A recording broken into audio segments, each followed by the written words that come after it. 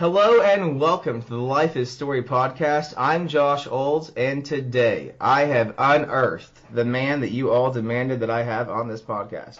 So it is my pleasure to introduce on the podcast today, Mr. Kevin Kaiser. Kevin, welcome to the program. Thanks, Josh. I'm an enigma. Yes, you are. It has been way too long since we have talked. It's been years. So let's start with a test. How do I know that it's really you? Gosh, how do we know we're anybody? I don't know, man. I guess you'll just have to take it in faith that I am who I say I am. All right. Well, the voice sounds like I think it should. Yeah, so. Just a little bit older, a little bit hopefully wiser. Probably not. Well, I guess we shall find out in the course of the next 20 minutes or so with the questions I have to ask you. So when I announced that I was relaunching this podcast, I had asked listeners to comment with their interview requests, and we got some of the typical requests: Ted Dekker, Stephen James, Stephen King, Tosca Lee, and then you, my friend, were the most liked comment. The suggestion of your name was the most liked comment on the list. So the people want to hear from you. Why do you think that is? Oh man, because they don't know any better, I guess.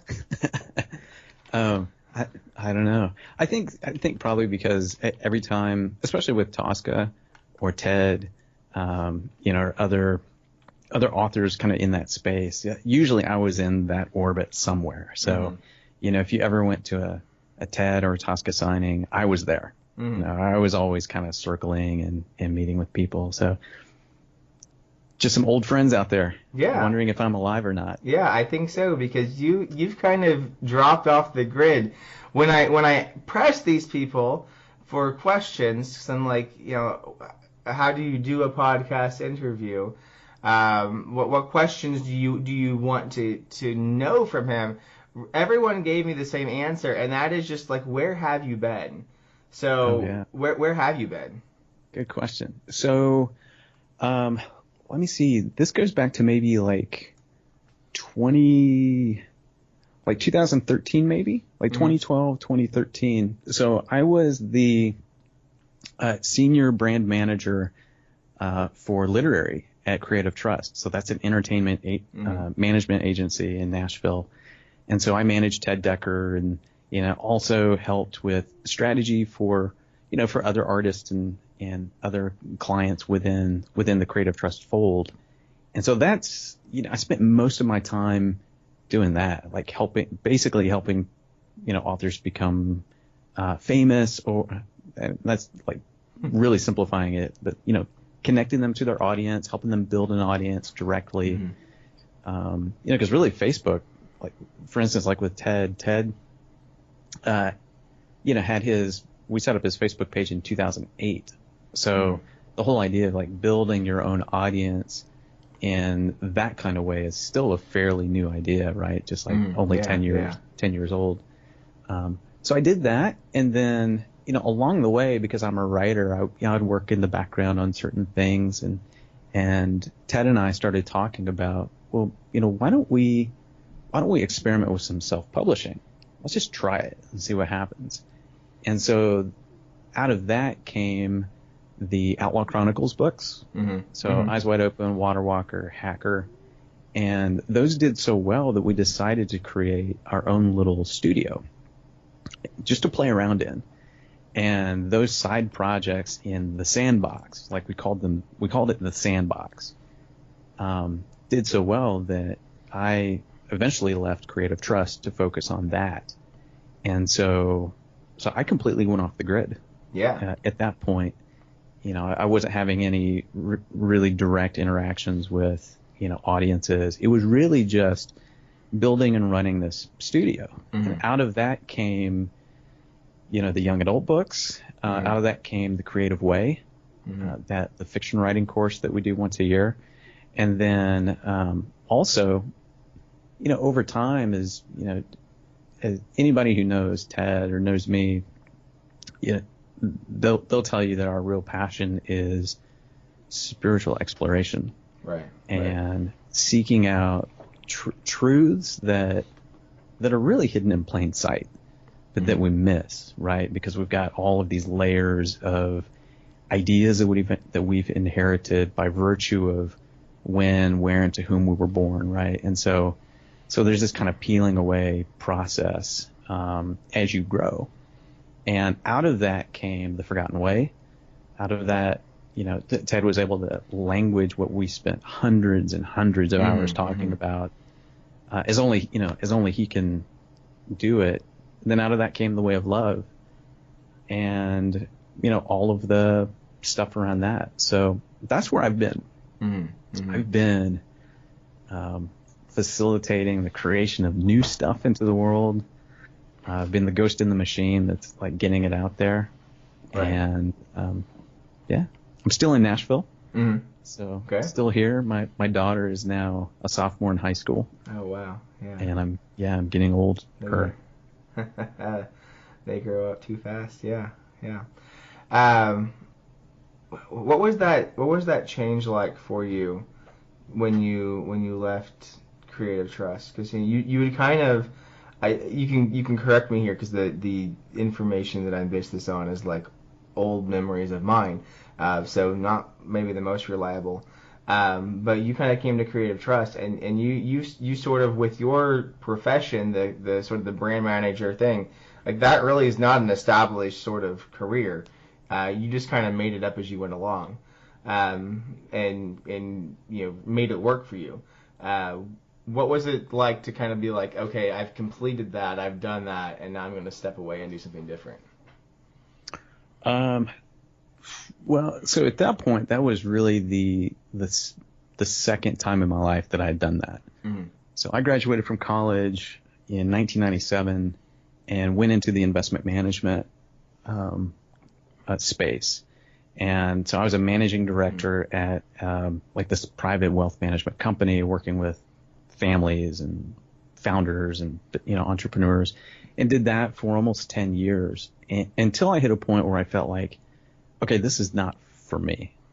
I thought, okay, I'm going to spend my entire life doing this, and I'll benefit from all the things that come with that. But I realized that was actually an idea that I had accepted about, oh, well, this is what I should do. Like, this is what I should be. Like, this is what a successful life looks like. And the interesting thing to me was that my clients were people that had gotten all of this stuff that we're told to want, and they were miserable. The vast majority of them were miserable.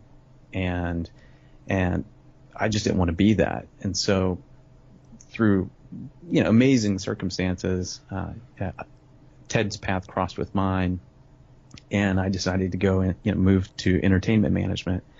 So I would say it was a happy mistake, but it wasn't a mistake at all, because it was exactly what was supposed to happen. Yeah. And I, like you said, I just kind of made it up as I went. Learning, I think that was an advantage for me, because I wasn't locked into the history of here's how you publish stuff, here's how you market stuff. I didn't have to work through all of that junk that you have to work through if you grow up in a particular space.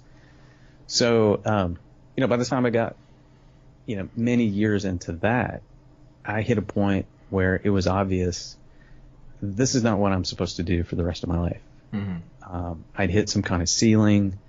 I sensed it. It was just something that I can't tell you how I knew it. I just knew it. Like, I just knew that in order for me to express myself most fully and to understand who I am, I'm going to need another challenge.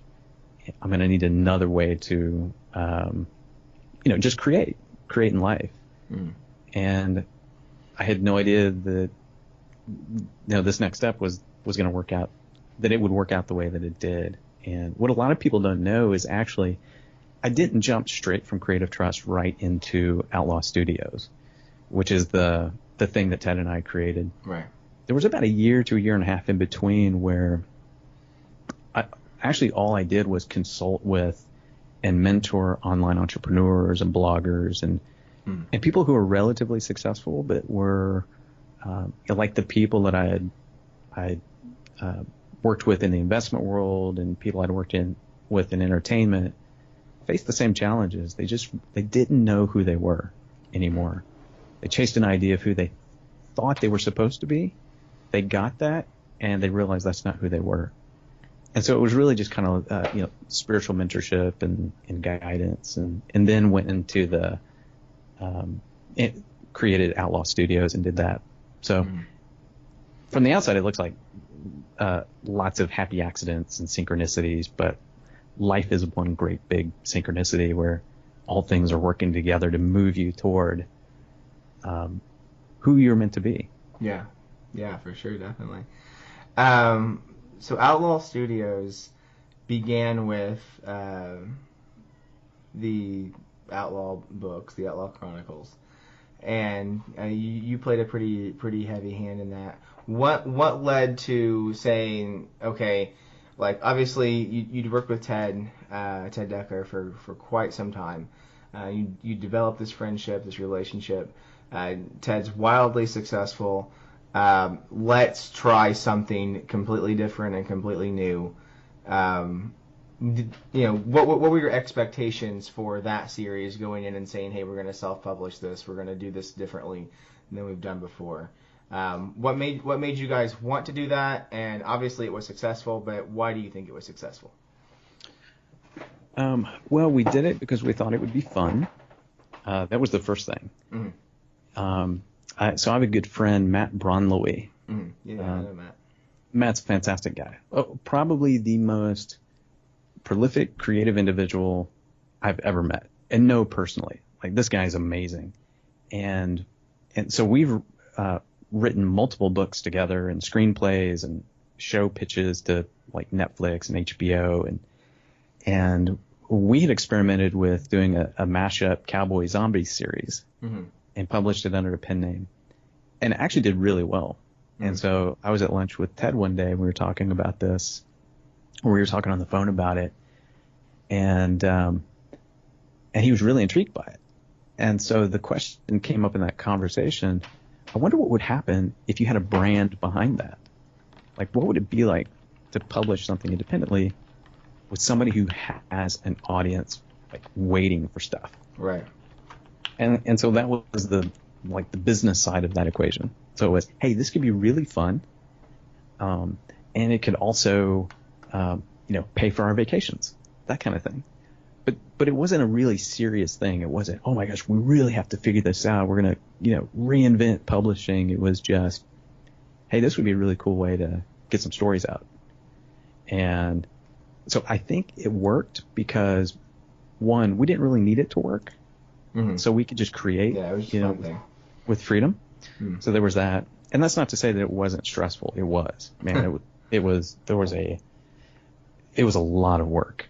But also it worked because, we had spent years and years and years. I mean, every single book release campaign, our number one goal was growing the audience.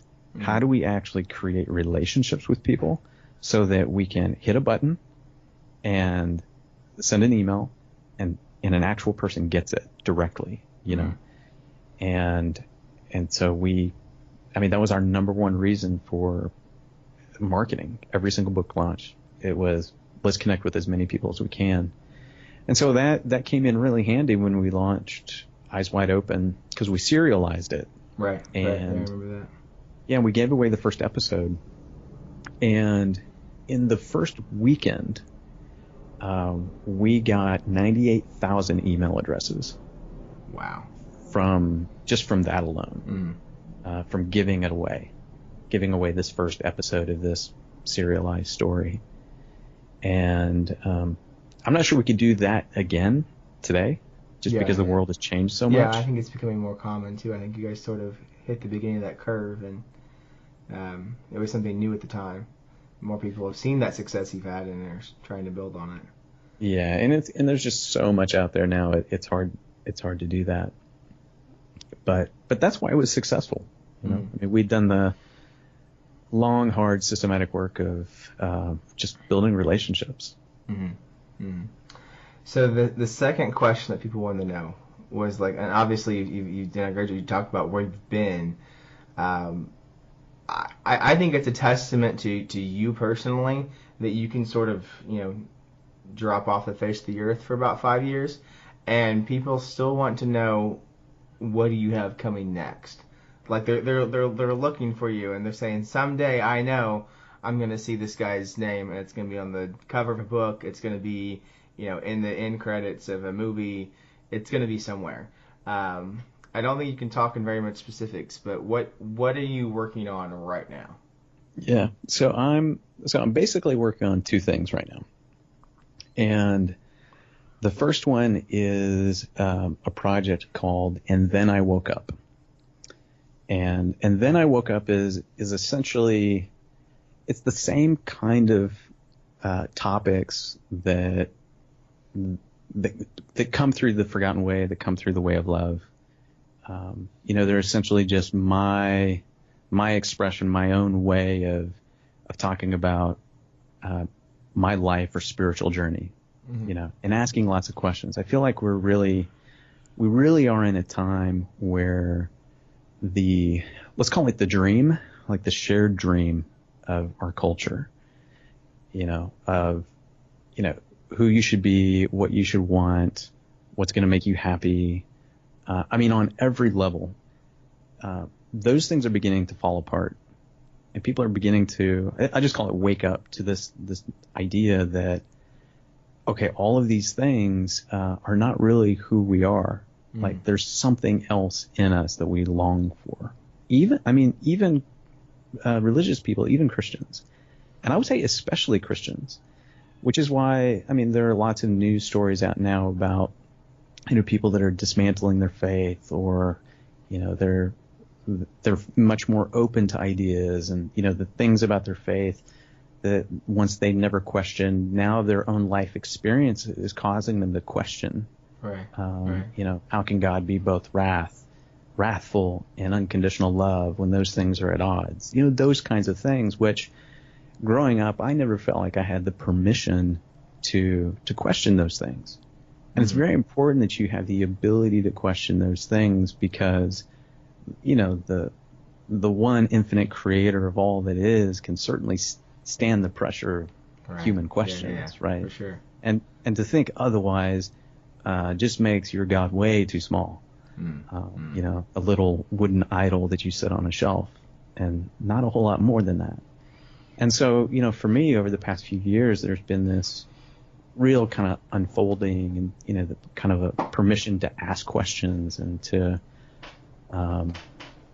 see that my views and containers I've held God in are just way, way, way too small. And so, and then I woke up is, I'm putting it down in the form of a book, and also in the form of a podcast. And the first episode actually went up yesterday, but it still hasn't distributed fully out to, Apple and Stitcher and those places. Right now it's just on Spotify, from what I can tell. So there's that, working through that. And as part of that, I'm still finding myself being in people's lives that are going through crisis or going through significant change themselves.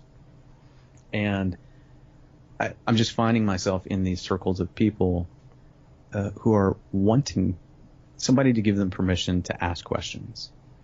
And so I'm there to talk to them and help them. And essentially, mentor isn't the right word, but it's simply just to walk beside them. Not to give them answers, but just to say, hey, look, you're exactly where you're supposed to be. We are all exactly where we're supposed to be. And, let's learn through this together. So there's that. And then there's a second project called Passage. And I'm doing this with a friend of mine in San Diego. Essentially, it's an organization that will provide modern day rites of passage experiences for men. And, anybody who's familiar with John Eldridge and Wild at Heart, that whole kind of thing, that the rites of passage, so these experiences, these moments, these transitions from one stage in life to another, we don't really have those in our society. Indigenous cultures had those, sweat lodges, walkabouts, South American cultures have, plant medicine ceremonies and those kinds of things. Well, we don't really have those in our culture, and that actually creates a stunted sense of spirituality, a stunted sense of our own human development when you don't have those.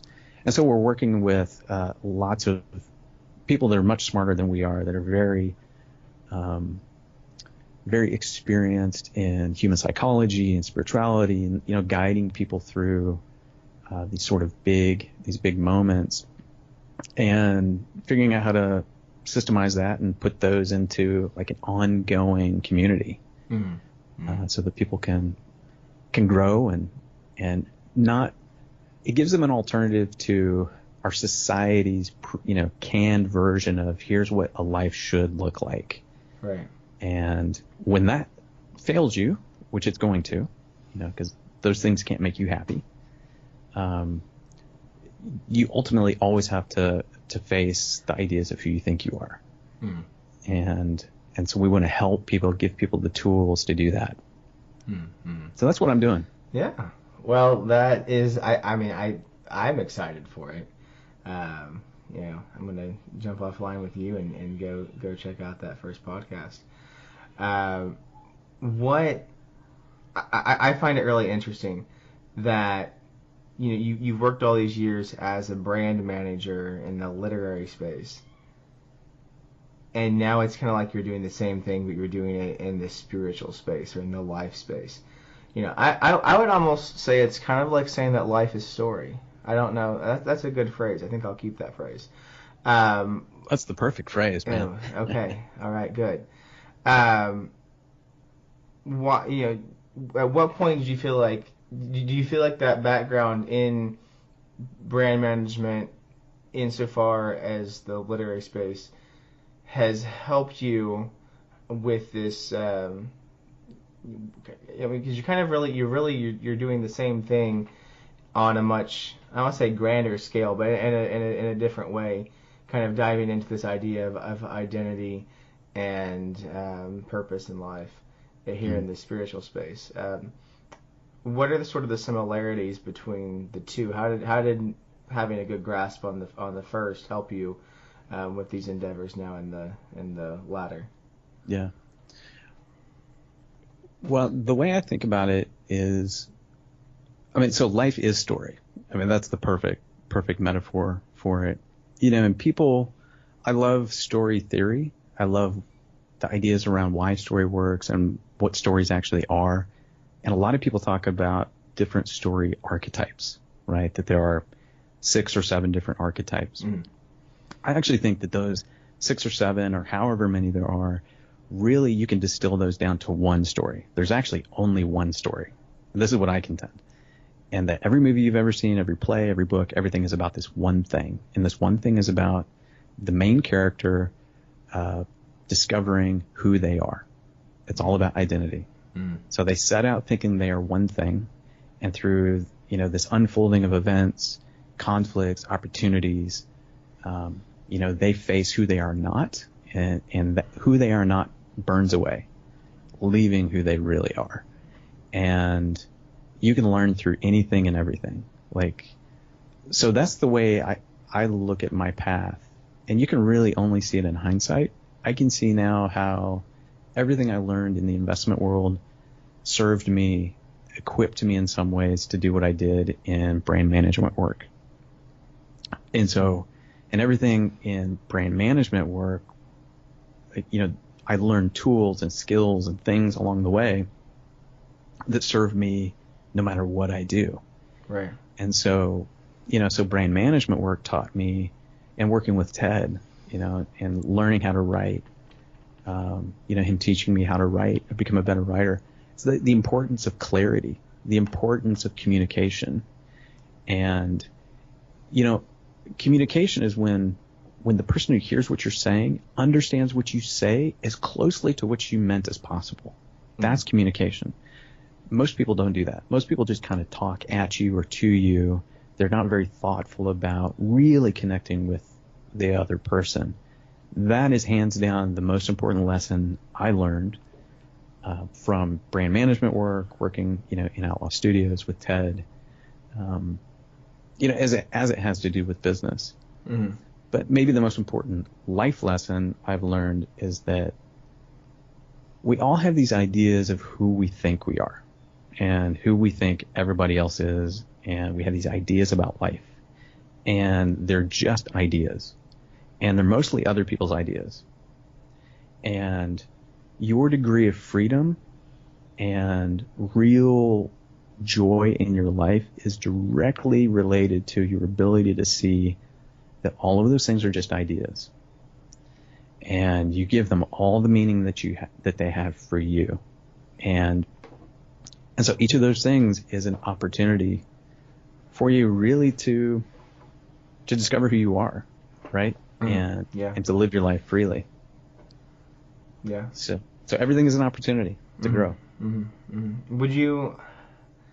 This is a hard question. I think I don't know how I personally would answer it, but in the last 5 years, could you look back and say 5 years ago that you felt like you would be at the place you are now, or has it just been like, okay, I know what I'm doing for the next month or the next year, and wow, how did I get here? Or did you feel like, okay, I have a goal, this is what we're working toward, okay, I'm happy I'm here, but I'm not necessarily surprised by where I'm at now? Oh, that's a hard question. It's a great question, though. 5 years ago, I could not have even conceived of where I'm at right now. There's some things that I could have planned on, and they happened the way that I thought that they would have. But there are other things, there are many, many other things that weren't even on my radar screen as possibilities or potentials. And then as those things happened, then that caused me to, think bigger about my own life and what's possible. But what I found is, as time has gone on, I've become less and less attached to the ideas that we all have about success, because we all know they're false ideas anyway, right? We all know that you can get all this stuff and you're not going to be happy. I mean, that stuff's a cliche for a reason. We've all seen the, VH1 Behind the Music, specials. They're all the same story. Right. You get the stuff, you're like, yeah, it's not who I am. And then you go on this journey. But no, I couldn't have planned any of this stuff. And that, along the way, it was really scary at times and confusing at times. And looking ahead at the next 5 years, I have a general sense. Like if somebody asked me, where are you going? I would point east and say, I'm headed east. But if somebody said, hey, which city are you going to? I don't really know. I just know, hey, here's the general direction, and I'm actually much, much happier than I've ever been. Yeah, well, I'm glad. Yeah, that's great. Let me close this out. I want to ask you at least one question about marketing. We have a lot of people who listen to this podcast that are writers, or they want to write that first book. Maybe they haven't quite gotten there yet. It is harder than ever to be seen in the literary space. With ebooks, especially, it's easier than ever to publish a novel, and it is harder than ever to get that novel seen. So last question for you. What do you think some of the most effective ways of marketing new books are? How do you, if you're a new author, how do you sort of stand above the crowd and get your writing seen? Yeah. The best thing you can do is become a really awesome writer. I would actually, after years and years and years of working with writers, I can tell you that most people don't really want to be writers. They actually just want to be famous and rich. Yeah. They want to skip ahead, right? Everybody I know who has made it in any traditional sense took about 10 years to become an overnight success. Mm-hmm. And so any ideas you have of, hitting the lottery, the marketing lottery, you should put those on a shelf. Because if you're doing it for that, you're just not going to last, Mm-hmm. So in order to be good, you just have to practice a lot. You have to write a lot. So like the number one piece of advice I give to writers or people who want to write for a living is you need to write. Like cancel your Netflix subscription. Ted would probably argue that. Oh, yeah, they don't want to do that one. Ted would argue that, though. He would say, like, you need to write and then you need to watch a bunch of movies, like consume a bunch of story. So you need to consume a bunch of story and you need to write a lot. That needs to be your number one focus. And then along the way, you have to start sharing your work, little by little. Show your work. Austin Kleon has a really great book. It's just called Show Your Work. And he's the guy who wrote Steal Like an Artist, also a great book. And you just have to be committed to doing it little by little by little, getting your stuff out. Share your stuff for free or at a really low cost to begin with, on Amazon or, websites that will curate good stuff. Because like you said, you're right. There's so much stuff out there. There's a flood of content because you're not just competing with other books. You're competing with audiobooks and Netflix and Hulu, and like you're competing for people's attention. Right. And so, you just have to network with people who are influential and deciding and helping sway people's choices and decisions on what they read. I don't know exactly who those people are for any given genre, because it's different per genre. So, it's becoming a part of the tribe that you want to become a part of. Yeah. So if you want to write fantasy, figure out how to go be part of that world. And if you're persistent enough and you stick with it, you'll eventually crack that code. Yeah. There's no silver bullet. I know everybody wants one, but there isn't one. Yeah. If it was that easy, then everybody would figure it out and do it. Well, Kevin, I want to thank you for crawling out under your rock. I'll let you get back under it now. Thanks, man. Thank you for being on the podcast. It's really been great catching up with you and talking to you, and I'm excited to see all these things you have in the future. Remind me again of the podcast that you have that's coming out, the name of it. Sure, it's called And Then I Woke Up. Okay, And Then I Woke Up. It's currently on Spotify, and it should start making its distribution soon. Yeah, it should be everywhere, I would assume, by the end of this week. Yeah, okay. So by the time this interview goes live, then it'll be up for sure, because this will air in the middle of September. And if anybody wants to follow along, they can just go to andtheniwokeup.com, and you can sign up to get regular updates, when podcasts drop. And, I send out fairly regular articles and emails to that list. It's fairly new, but just go to andtheniwokeup.com and you can sign up for that if you're into that kind of thing. All right. Well, Kevin, thank you so much for taking time out of your day. We really appreciate it. So we look forward to seeing more from you. I look forward to seeing more from you too, brother. Thanks for having me.